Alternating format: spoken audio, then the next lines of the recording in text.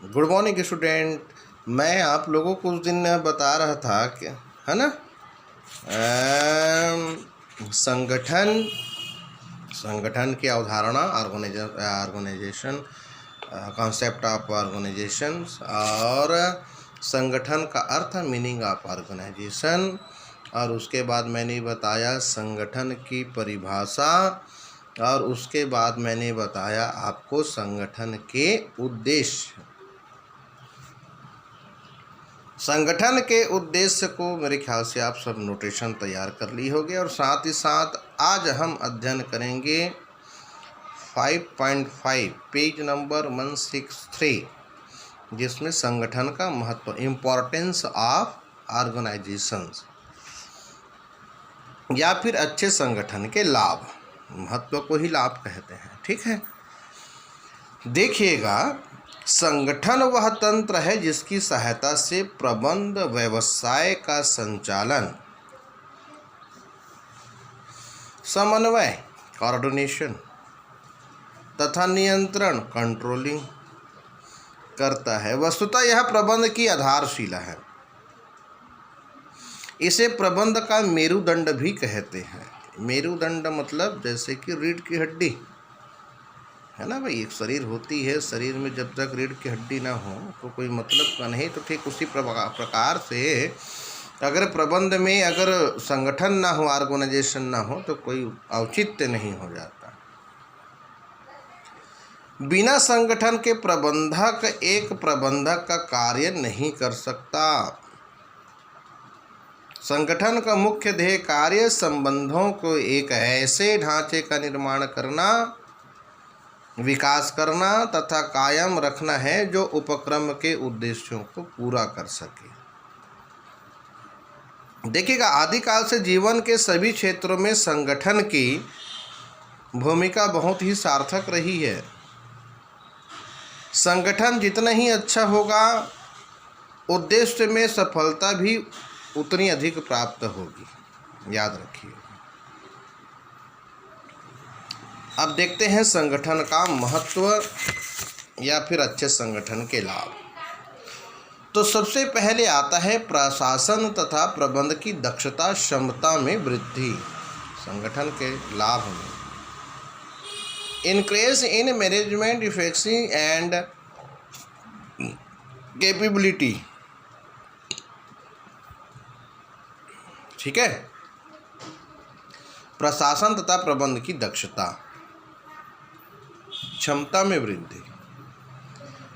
तो श्रेष्ठ संगठन से प्रशासन तथा प्रबंध के उद्देश्य पूरे होते हैं और कार्यदक्षता में वृद्धि होती है। संगठन प्रशासन द्वारा निर्धारित लक्ष्यों की पूर्ति में सहायक होता है। प्रबंध का मुख्य कार्य दूसरों से काम लेना होता है। व्यवस्थित संगठन द्वारा मानवीय प्रयासों को एक निश्चित दिशा देकर उन्हें क्या किया जाता है, अधिक सार्थक और प्रभावी बनाया जाता है। दूसरा आता है विशिष्टीकरण को प्रोत्साहन। विशिष्टीकरण मतलब होता है श्रम का विशिष्टीकरण करते हैं ना भाई। श्रेष्ठ संगठन विशेषज्ञों को नियुक्त करता है, स्पेशलिस्ट को,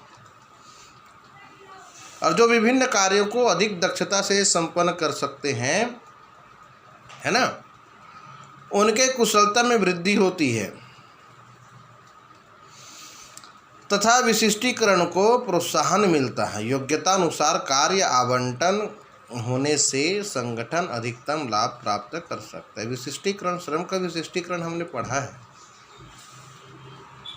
और उस श्रम के विशिष्टीकरण में जिसकी योग्यता जैसी है उसके अनुसार उसको कार्य को सौंप दिया जाए, तो उसको बड़ा मन लगा करके करता है, चातुर्यता के साथ करता है ना। तो ऐसे में संगठन को लाभ होता है। उपक्रम के विकास में सहायक है, ठीक है। श्रेष्ठ संगठन जो है, श्रेष्ठ संगठन के माध्यम से उपक्रम का विकास द्रुत गति से होने लगता है। बृहद पैमाने का उत्पादन की सफलता के पीछे श्रेष्ठ संगठन का ही हाथ होता है। चौथा है उत्पादकता में वृद्धि। निश्चित रूप से अगर संगठन में सुव्यवस्थित तरीके से अगर कार्य चल रहा है तो ऐसी स्थिति में उत्पादकता में भी वृद्धि होती है। साथ ही साथ रचनात्मक दृष्टिकोण का विकास। कुशल संगठन के अंतर्गत सभी कार्य व्यवस्थित ढंग से होते हैं, इसलिए कर्मचारियों तथा अधिकारियों में रचनात्मक विचार शक्ति ठीक है विकसित होती है, जो भविष्य में संस्था के लिए हितकर सिद्ध होती है। उसके बाद छठवां है समन्वय स्थापित होना। तो संगठन की सहायता से विभिन्न विभागों, उपविभागों, विभिन्न व्यक्तियों, क्रियाओं में उचित समन्वय एवं सामंजस्य स्थापित होता है, जिसमें प्रशासन द्वारा निर्धारित नीति का पूर्ण परिपालन